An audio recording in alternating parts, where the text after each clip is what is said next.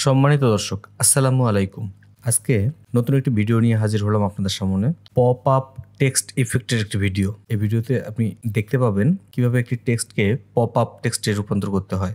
এ ধরনের অনেক ডিজাইন আছে যা আপনারা খুব সহজে তৈরি করতে পারেন, তবে আমি খুব সহজভাবে এটি করে দেখিয়েছি। আপনারা খুব সহজে এটা বুঝতে পারবেন এবং করতে পারবেন, এবং এই ধরনের ডিজাইনকে পরবর্তীতে টি শার্ট ডিজাইনে ইমপ্লিমেন্ট করতে পারবেন, অথবা যে কোনো টাইটেলের ক্ষেত্রে বা সোশ্যাল মিডিয়া পোস্টের ডিজাইনের ক্ষেত্রেও আপনারা ব্যবহার করতে পারবেন।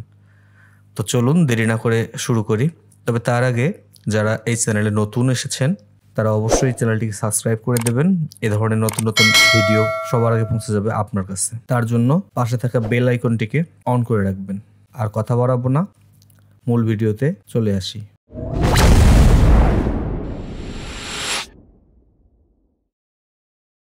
প্রথমেই ক্রিয়েট নিউ থেকে আমরা একটি আর্টবোর্ড নেব।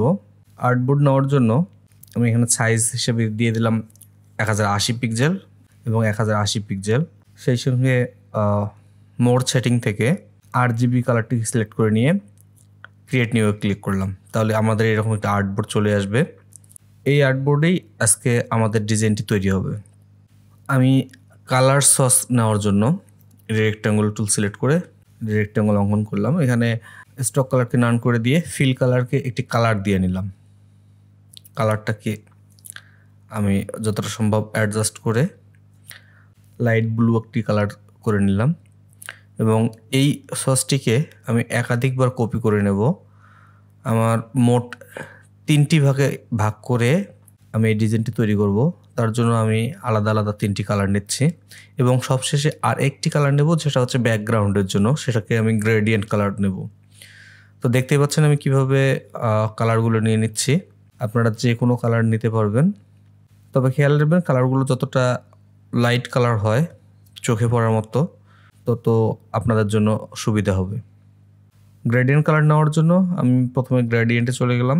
সেখান থেকে গ্রেডিয়েন্টের এই কালারটিকে সিলেক্ট করে একপাশের এই কালারটিকে আমি চেঞ্জ করে দিলাম, ব্লু কালারটিকে অনেক ডার্ক করে দিলাম, এবং অন্য পাশের কালারটিকেও আমি ব্লুর মধ্যেই লাইট কালারটি রাখলাম।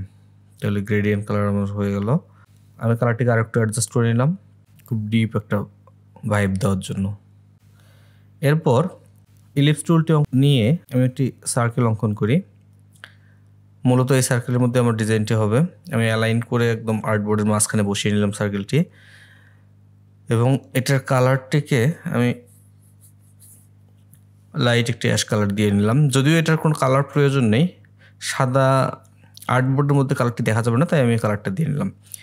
এরপর আমি স টুল দিয়ে এই ইলিপসটাকে কেটে নিলাম। আপনারা এই টুলটিকে দিয়ে এভাবে যে কোনো শেপকে কাটতে পারবেন। কাটার পরে এটা আলাদা আলাদা হয়ে যায়, আমি দেখিয়ে দিলাম। এরপর টেক্সট টুলটি সিলেক্ট করে আমি কি টেক্সট এখানে নেব সেটা আমি দেখিয়ে দিচ্ছি। টেক্সটের সাইজ একটু বড় করে নিলাম, এবং ফন্টটিকে চেঞ্জ করে আমি একটি হ্যান্ড রাইটিং টাইপের ফন্ট দিয়ে নিলাম।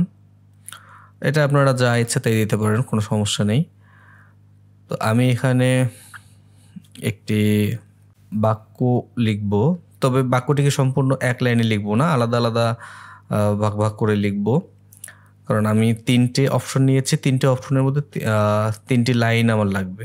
আমি এজন্য অনেস্টি ইজ দ্য বেস্ট পলিসিকে ভাগ ভাগ করে অনেস্টি এক লাইনে, ইজ দ্য বেস্ট এক লাইনে, এবং পলিসিকে আলাদা লাইনে লিখে নিচ্ছি। এরপর যে কাজটি করতে হবে, এই সার্কেলটি অঙ্কন করছে যেটা আমি বা ভাগ করে নিয়েছি, এটাকে আমার উপরে রাখতে হবে, এবং টেক্সটকে আমার রাখতে হবে নিচে। আমি দেখিয়ে নিচ্ছি। টেক্সটগুলোকে সিলেক্ট করে অ্যারেঞ্জ থেকে সেন্ড টু ব্যাক করে দিলাম। তাহলে আমি টেক্সটকে একদম নিচে পাঠিয়ে দিলাম, এবং সার্কেলটিকে নতুন করে আর উপরে পাঠাতে হয় না। তারপর দেখিয়ে নিচ্ছি, আপনি সার্কেলটিকে উপরে পাঠাতে পারেন। এভাবে আপনি সার্কেলটিকে সেন্ড টু ফ্রন্ট করে দিলে তাহলে এটা চলে যাবে। এবং এরপরে একটি টেক্সট এবং উপরের এই অংশটিকে সিলেক্ট করে কন্ট্রোল অল্টার সি দিলে এরকম হয়ে যাবে, অথবা অবজেক্ট থেকে এনভেলপ ডিসপোর্ট থেকে মেক করে দিলে এরকম হয়ে যাবে, আপনারা দেখতেই পাচ্ছেন। শর্টকাট কিটি হচ্ছে কন্ট্রোল অল্টার সি। এবারে এগুলোর কালার চেঞ্জ করতে হবে, আমি দেখিয়ে নিচ্ছি কীভাবে কালার চেঞ্জ করবেন।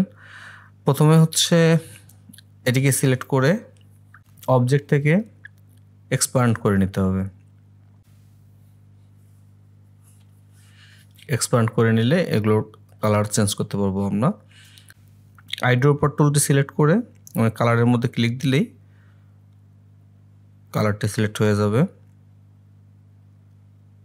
এক এক করে আমি 3টি কালারকেই পরপর সিলেক্ট করে নিলাম।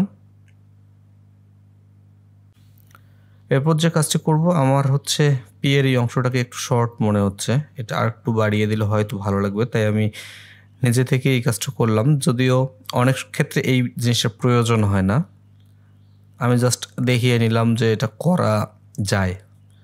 আপনাদের প্রয়োজন হলে এটা আপনারা করতে পারেন। কোনো টেক্সট যদি শর্ট মনে হয় একটু বাড়িয়ে দিতে পারেন। আমি পুরো টেক্সটটাকে একটা কপি করে রাখবো, পরবর্তীতে এটা আমার কাজে লাগবে। আমি পরবর্তীতে এটা কীভাবে আমার কাজে লাগবে সেটা আমি একটু পরে দেখাচ্ছি, আপনারা দেখতে থাকুন। এবার লেখাটিকে সিলেক্ট করে আমি ব্যাকে পেস্ট করব। ব্যাকে পেস্ট করার জন্য এডিট অপশনে গিয়ে পেস্ট ইন ব্যাক বা কন্ট্রোল বি দিলে এটা একদম ব্যাকে পেস্ট হয়ে যাবে। এরপর সেটাকে ধরে আমি ছোট করে ফেলবো এবং কালারটিকে চেঞ্জ করে ফেলবো। কালারটিকে আমি একদম ব্ল্যাক কালার দিয়ে নিলাম, একটু বড় করলে আপনারা দেখতে পাচ্ছেন এটা হচ্ছে ব্ল্যাক কালার হয়ে গেছে। পুরোটাকে ব্ল্যাক কালার করব এবং ছোট অংশটি আর বড় সার্কেলের এই অংশটি দুটোকে একসাথে সিলেক্ট করে অবজেক্ট থেকে আমি ব্লেন্ডে চলে যাব। তারপর ব্লেন্ড সিলেক্ট করে দেব এবং ব্লেন্ডের টুল অপশন থেকে ডাবল ক্লিক করলে এরকম একটা অপশন পাবেন, উইন্ডো পাবেন। এই উইন্ডোতে হচ্ছে স্পেসিফাইড স্টেপে 500 দিয়ে দিয়েছি আমি, দিলেই এরকম একটি শেপ চলে আসবে বা এরকম অপশন চলে আসবে। তো আমি যে কারণে হচ্ছে সাইডে এই লেখাটি কপি করে রেখেছিলাম সেটা হচ্ছে এরকম চলে আসার পর এটাকে বোঝা যাচ্ছে না, টেক্সটটাকে বোঝা যাচ্ছে না, তাই এইটাকে উপরে পেস্ট করতে হবে। এজন্য আগেই কপি করে রেখেছিলাম। উপরে এটা পেস্ট করা হয়ে গেলে আমরা আর্টবোর্ডের সমান করে একটি ব্যাকগ্রাউন্ড নেব। এই ব্যাকগ্রাউন্ডটিকে আমরা একদম নিচে পাঠিয়ে দেবো সেন্ড টু ব্যাক করে, আর সেটার কালারকে আমি সেই গ্রেডিয়েন্ট কালার যেটা নিয়ে রেখেছিলাম সেই গ্রেডিয়েন্ট কালারটা দিলাম। গ্রেডিয়েন্ট কালারটাকে আরেকটু অ্যাডজাস্ট করে দিয়ে নিচ্ছি আমি, যাতে আর একটু সুন্দর দেখায়। আমার ডিজাইন মোটামুটি শেষ, তবে আর একটু কাজ করতে হবে। সেটা হচ্ছে এই লেখাটার নিচে আমরা একটা শ্যাডো অ্যাড করব। শ্যাডো অ্যাড করার জন্য ইফেক্ট থেকে ড্রপ শ্যাডোতে যাব। ড্রপ শ্যাডোতে শ্যাডো অ্যামাউন্ট 30% রেখে ওকে করে দিব। আমার ডিজাইন একদম শেষ। এটিকে আপনারা হচ্ছে সরাসরি টি শার্টের মধ্যে ব্যবহার করতে পারেন, টি শার্ট প্রিন্টের মধ্যে। সেক্ষেত্রে ব্যাকগ্রাউন্ডটা বাদ দিয়ে আপনারা ডিজাইনটা ইমপ্লিমেন্ট করতে পারেন। ডিজাইনটাকে আরেকটু ইউনিক করার জন্য আমি উপরে এরকম একটি শেপ দিয়ে নিচ্ছি। এটা কীভাবে দিচ্ছি সেটা আপনারা দেখতে পাচ্ছেন। একটা স্কোয়ার শেপ নিয়ে সেটাকে ইফেক্ট থেকে এরকম করে নিলাম এবং এর নিচে আবার এটাকেই কপি করে নিচে পাঠিয়ে দিয়েছি। সেটাকে একটু ব্লার দিয়ে নিলে গ্লোয়িং একটা ভাব চলে আসতেছে এবং এই দুটোকে একসঙ্গে সিলেক্ট করে আমি গ্রুপ করে নিলাম। তাহলে এটাকে আমার সরানোর সময় আর সিঙ্গেল সরবে না। যেখানে খুব বেশি গ্যাপ মনে হচ্ছে, ফাঁকা আছে, আমি সে জায়গায় এখানে এটা বসিয়ে দিলাম যাতে ডিজাইনটাকে খুব বেশি সিম্পলিফাই না মনে হয়। দেখতে পাচ্ছেন যে কত সহজেই সুন্দর একটি ডিজাইন করা হয়ে গেল। এরপর চলুন আমরা আবার দেখে আসি কিভাবে আমরা ডিজাইনটি কমপ্লিট করলাম। শেষে ড্রপ শ্যাডো দিয়ে আমরা এই ডিজাইনটাকে একদম কমপ্লিট করে ফেলেছি এবং সেই সঙ্গে যে এলিমেন্টগুলো অ্যাড করেছি এগুলো সর্বশেষ কাজ ছিল। তার আগে আমরা যে কাজটি করেছি আমরা ব্যাক করে যাই দেখিয়ে দিই। এই জন্য আমি আর্টবোর্ডগুলো রেখেছিলাম, যদিও আপনাদের আর্টবোর্ড এভাবে কপি করে করে নেওয়ার প্রয়োজন নেই, আমি শুধু দেখানোর জন্যই রেখেছিলাম। এখানে আসার পর আমরা সাদাটিকে উপরে বসিয়েছি।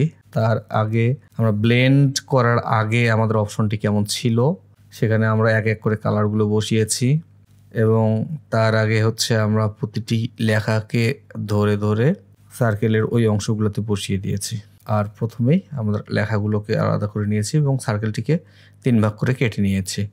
এটাই ছিল মূল ডিজাইন। তো এতক্ষণ ধরে ধৈর্য সহকারে এই ভিডিওটি দেখার জন্য আপনাদের সকলকে ধন্যবাদ। আবারও বলে নিচ্ছি, যারা এই চ্যানেলটিকে সাবস্ক্রাইব করেননি তারা সাবস্ক্রাইব করে পাশে থাকা বেল আইকনটিকে অল করে দেবেন, তাহলে সবার আগে পৌঁছে যাবে ভিডিও আপনার কাছে। ধন্যবাদ।